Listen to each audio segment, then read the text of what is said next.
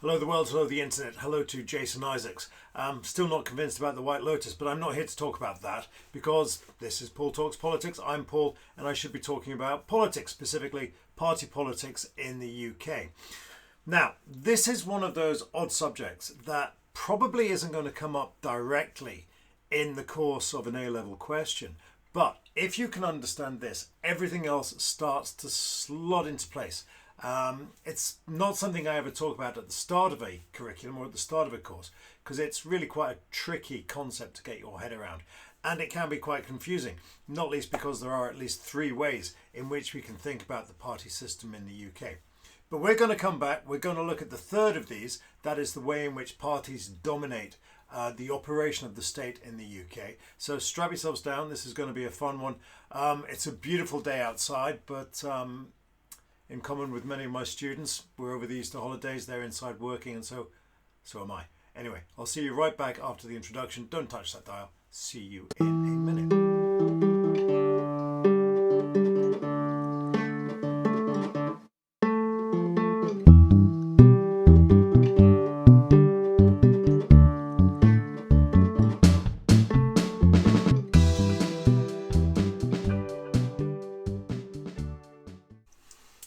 And we're back. So, party system in the UK. Now, as I said earlier, there are three senses to that. There is the idea that we have a two-party system because of our electoral system. For those of you who aren't familiar, Duverger's law states that any state employing the first-past-the-post system will inevitably gravitate towards a two-party state. And we know that to be the case in the UK. We have a two-party state. Every now and again, a third party will perhaps flare up, but we know perfectly well that sure as night follows day, next year or next time around, we'll be back to the big two guys slugging it out for control of the British state. Obviously, 2024, very, very interesting picture at the electoral level, but fundamentally two-party system at the end because that's what happens when you run first past the post. We'll see what happens in 28, but we'll worry about that later.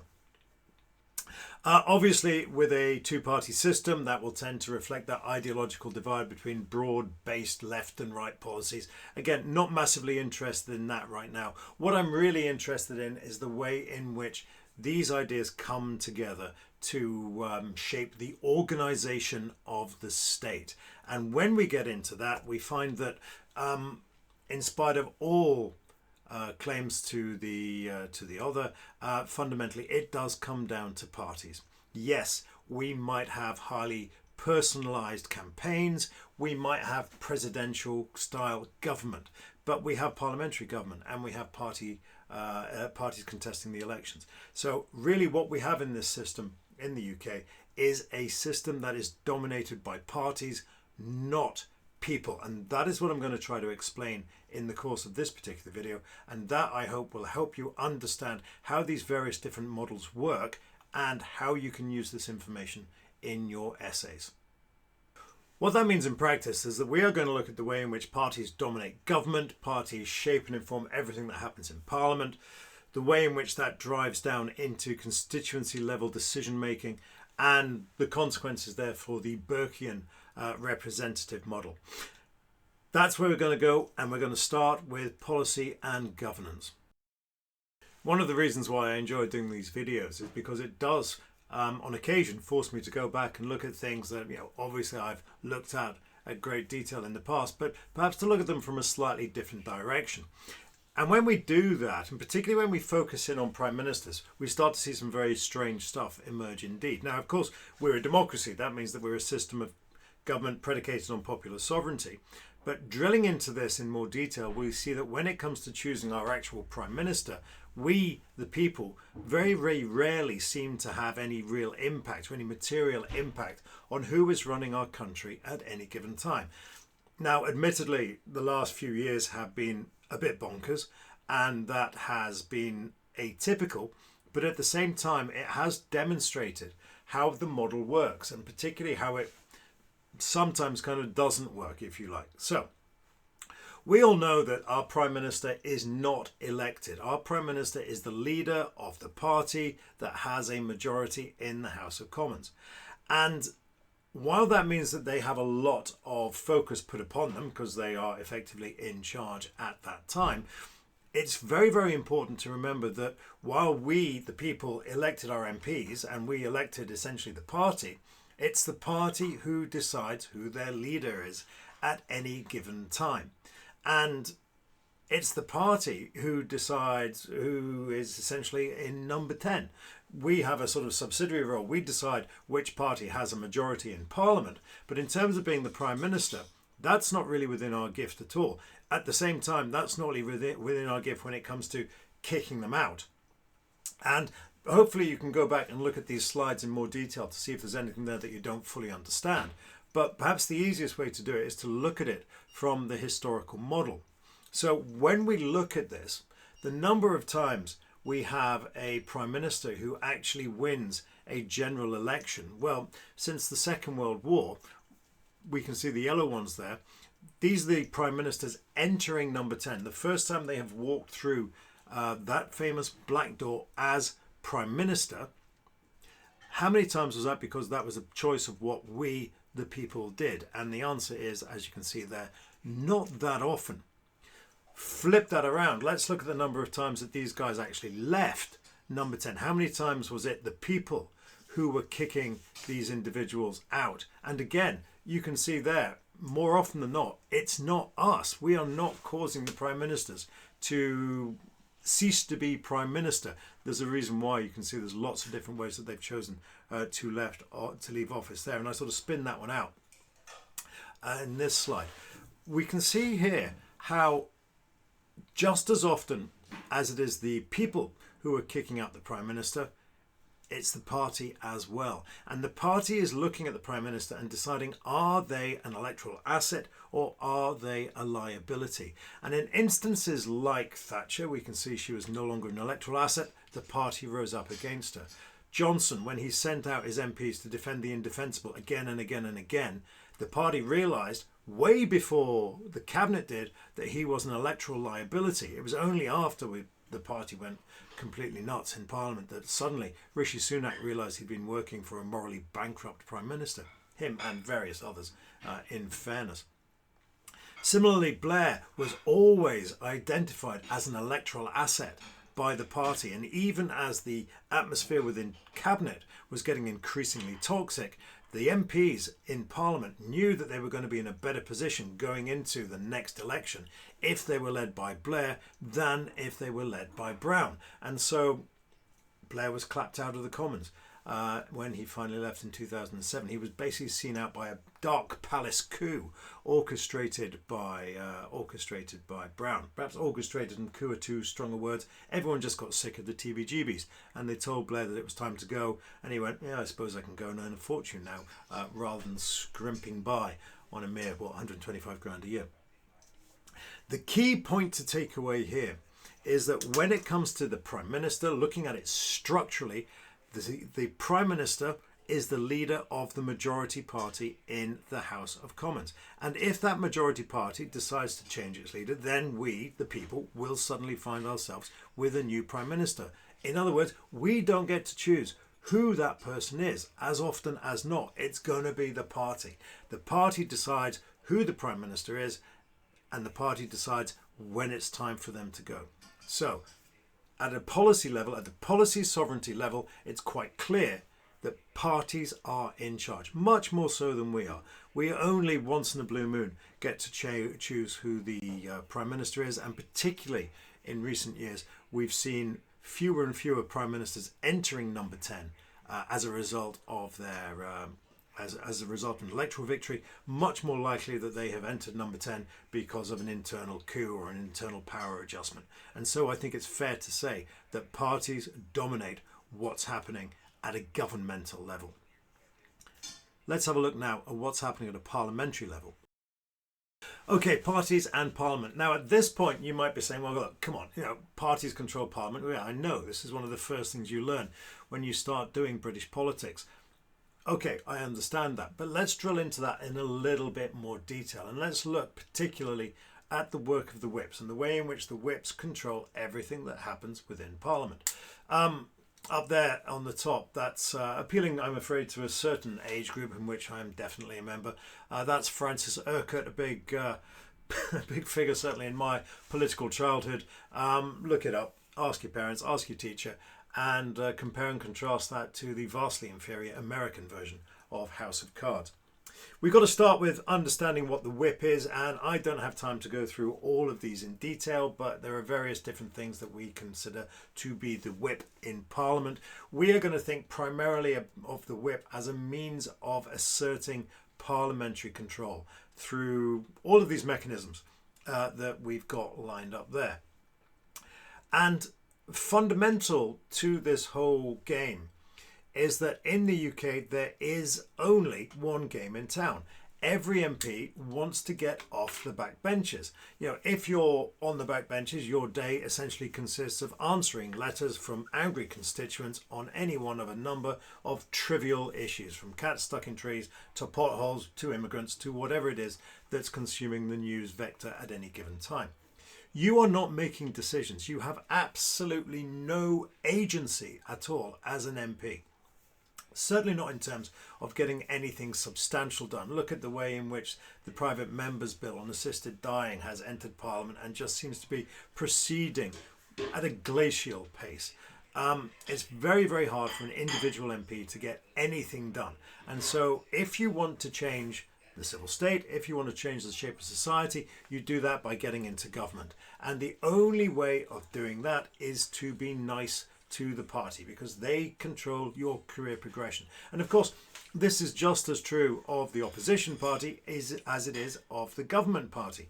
If you want to get ahead, you have to get off the back benches and into government. Look at Chris Mullin. He was chair of the Home Affairs Select Committee. 3 times Blair invited him into government. Every time, despite knowing better, he still went, and it still ended the same way. So, parties control Parliament. We understand that. That means that they control parliamentary business. They control the timetable and the agenda. They control individual career paths within Parliament. They control your ministerial progression. They control your select committee allocation. And of course, they control parliamentary question time. I'm going to link off somewhere, probably up there, to a fantastic bit. One of the few bits I can find that's still online from inside the Commons. This again was about 2015, 2014, back when we had time on our hands and we could do this sort of thing. An in-depth analysis of how Parliament works, and their deconstruction of PMQs is absolutely spot on. Make sure you watch that.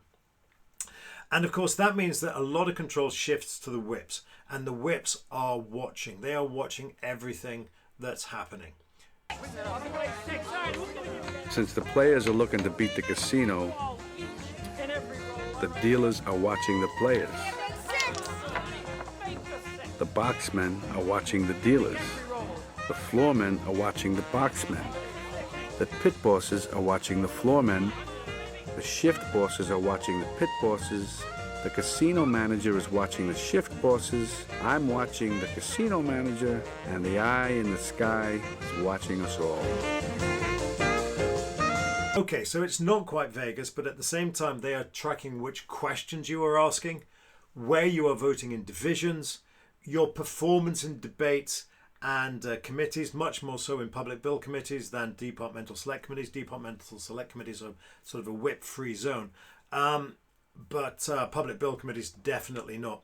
And of course your personal behaviour. And even on those occasions where it's not Vegas, they're not going to kick you off the table, they're still watching. Even if they're not keeping score, they're still watching. So in your select committees, they'll be watching.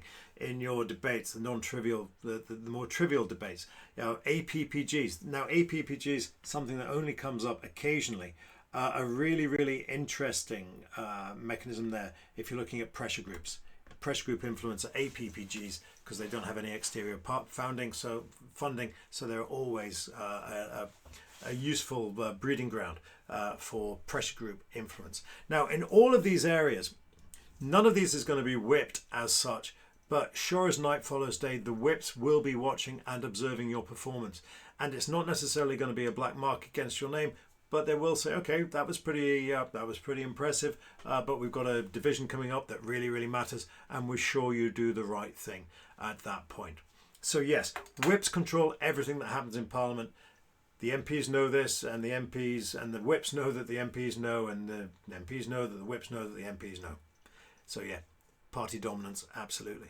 Now on to the constituency level, and one of those is not from a comedy program. I invite you to decide which one it is. Now, again, a lot of this is going to be fairly obvious, but it bears repeating. In theory, we elect MPs so they can go and exercise their judgment on our behalf in Westminster. That's your Burkean model. The idea that we elect somebody not because they're going to do what we tell them to do, but rather because they will go and exercise their judgment on our behalf. And if we don't like what they're doing, we will hold them accountable the next time they put themselves up for election. That is the Burkean model.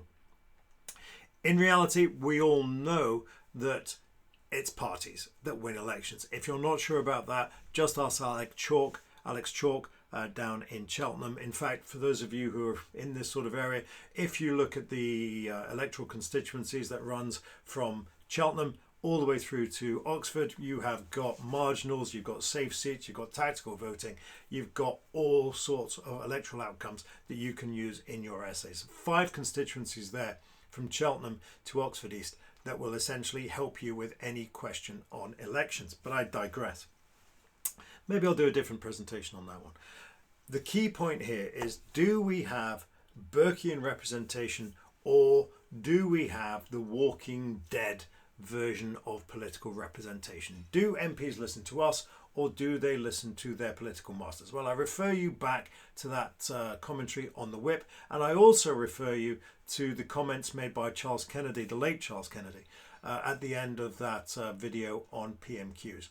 No MP goes into politics to become a zombie representative, but unfortunately, if you want to get off the back benches, then you're going to have to put your judgment and discretion in a box every time you enter Parliament and do as you are told. But of course, even within that, you've got to remember that Cameron makes a valid point when he says, look, it's a team game. Politics in the UK is a team game, just like football is a team game. You can't be the world's greatest player if you don't bring your team around. You know, it doesn't matter how many goals you score, the team will lose if the other team scores more than you do. So it's not an individual sport. And as ever, the truth is somewhere in the middle. It is a team sport. There is scope for individual expression, but leaders are at the front, parties at the behind, pulling the strings. Parties control access to power. They control advocacy. Well, you lot can read. What I'm going to leave you with are just a couple of points. And one of these is one of my favourite demonstrations of party and party power and how people actually vote in Parliament. Now, this was the HS2, and this was back in 2014. And in 2014, there was a big vote as to whether or not HS2 should progress. This was still the first phase. You know, we hadn't really broken ground down in London yet, or certainly hadn't stopped work. So there was a big vote, and 34 Conservative MPs rebelled. Now, the legislation still passed, and passed relatively easily. The key thing is, how did Cameron respond to those 34 rebels? Well, the answer is he welcomed it. He was very, very happy that they should rebel. And while, of course, it was never made publicly clear, this was sanctioned at number 10. Now, why was that the case? Well, if we look at the route that HS2 takes, we can see here, we're looking originally, of course, at the first stage, which is just really from London to Birmingham. Now, as it goes up through London to Birmingham, it goes through these various different constituencies. We drill into those constituencies, and in the main, not surprisingly, we're going through the shires, we're going through the broker belt here. Most of these areas were safe Conservative seats. Up to a point. 2014, the threat to these seats came not from Labour. It was never going to come from Labour, but it might very well come from UKIP. And so as Cameron was getting a lot of heat from these MPs about, what about the UKIP challenge? What about the UKIP challenge? Go back and check the results in the local elections if you're curious. What he said was, okay, you chaps can go and you can rebel. I'm perfectly happy about that. So you go back to the constituency and you make a big song and dance about how you're standing up for your constituents' rights, and that'll be fantastic.